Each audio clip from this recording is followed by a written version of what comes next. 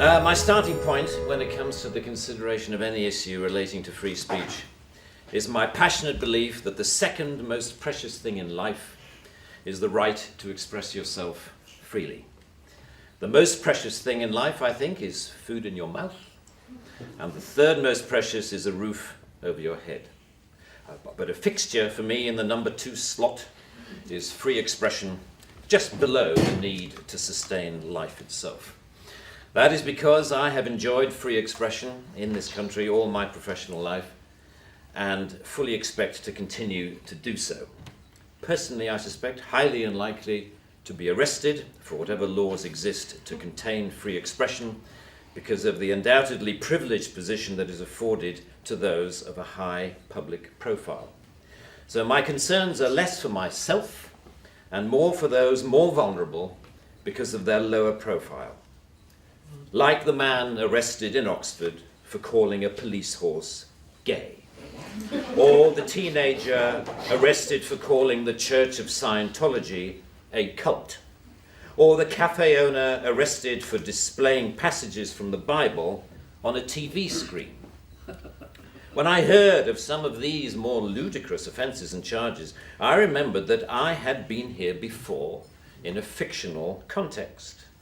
I once did a show called Not the 9 O'Clock News some years ago, and we did a sketch where Griff Rhys-Jones played Constable Savage, a manifestly racist police officer to whom I, as his station commander, is giving a dressing down for arresting a black man on a whole string of ridiculous, trumped up and ludicrous charges. The charges for which Constable Savage arrested Mr. Winston Kadogo of 55 Mercer Road were these: walking on the cracks in the pavement, walking in a loud shirt in a built-up area during the hours of darkness, and one of my favourites, walking around all over the place. He was also arrested for urinating in a public convenience and looking at me in a funny way. Who would have thought that we would end up with a law that would allow life to imitate art so exactly? I read somewhere a defender of the status quo claiming that the fact that the gay horse case was dropped after the arrested man refused to pay the fine, and that the Scientology case was also dropped at some point during the court process, was proof that the law was working well, ignoring the fact that the only reason these cases were dropped was because of the publicity that they had attracted. The police sensed that ridicule was just around the corner and withdrew their actions.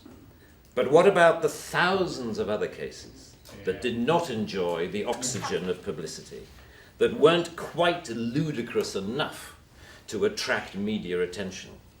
Even for those actions that were withdrawn, people were arrested, questioned, taken to court, and then released. That isn't a law working properly. That is censoriousness of the most intimidating kind, guaranteed to have, as Lord Dear says, a chilling effect on free expression and free protest. Parliament's Joint Committee on Human Rights summarised, as you may know, this whole issue very well by saying, while arresting a protester for using threatening or abusive speech may, depending on the circumstances, be a proportionate response, we do not think that language or behaviour that is merely insulting should ever be criminalised in this way. The clear problem with the outlawing of insult is that too many things can be interpreted as such. Criticism is easily construed as insult by certain parties. Ridicule easily construed as insult.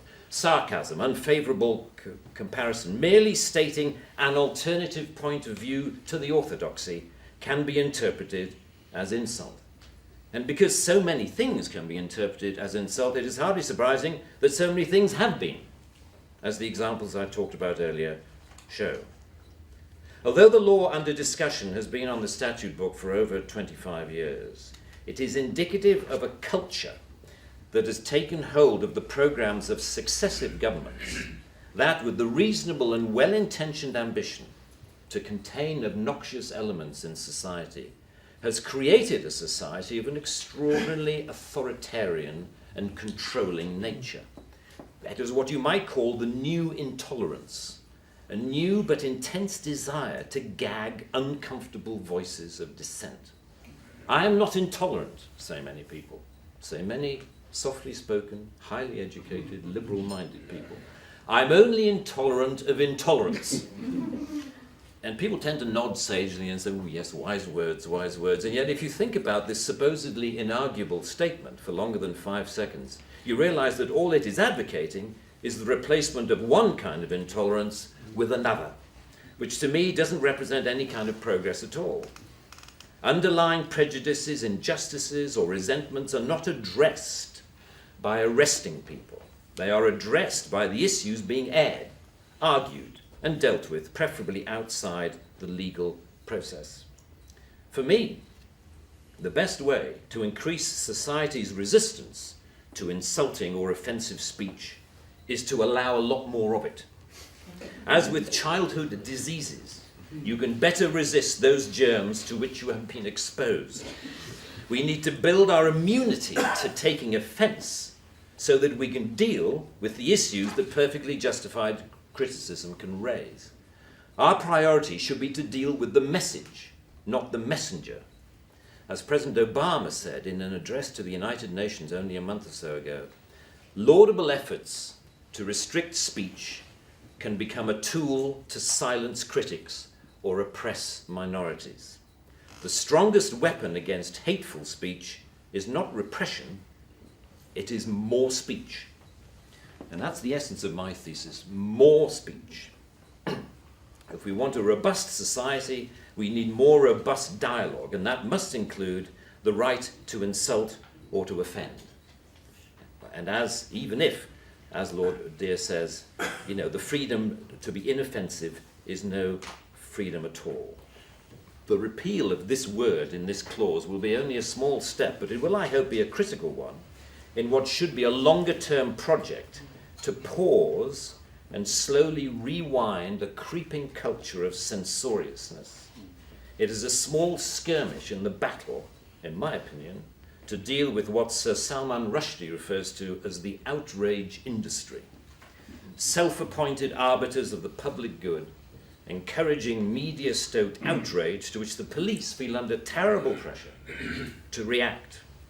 A newspaper rings up Scotland Yard. Someone has said something slightly insulting on Twitter about someone who we think a national treasure. What are you going to do about it? And the police panic and they scrabble around and then grasp the most inappropriate lifeline of all, Section 5 of the Public Order Act, that thing where you can arrest anybody for saying anything that might be construed by anyone else as insulting. They don't seem to need a real victim. They need only to make the judgment that somebody could have been offended if they had heard or read what has been said. The most ludicrous degree of latitude. The storms that surround Twitter and Facebook comment have raised some fascinating issues about free speech, which we haven't really yet come to terms with. Firstly, that we all have to take responsibility for what we say, which is quite a good lesson to learn. But secondly, we've learned how appallingly prickly and intolerant society has become of even the mildest adverse comment.